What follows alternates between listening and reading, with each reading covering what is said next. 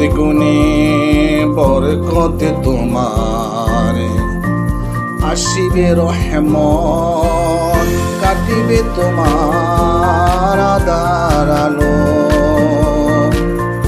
শেখ সাদী রহমতুল্লাহ আলাইহি উনি যে কবিতাটা আবৃত্তি করছিলেন, উনি কিন্তু ফ্রেশ মনে ফ্রেশ দিলে এক নবীর আগমন হিসাবে, রহমাতুল্লাহ আলামিনের আগমন হিসাবে তিনি কিন্তু কথাটা বলছেন। কিন্তু আমাদের দেশে বাংলাদেশের হুজুররা ফতুয়া খুঁজতে পায় না। ঠিক আছে, খুঁজে এটা পাইছে, এটা পাই মানে এটা ধরছে আর কি, এটা পড়া যাবে না কেন ভাই? এটা ভিতরে কি শিরক আছে আমাকে একটু বুঝিয়ে দেবেন।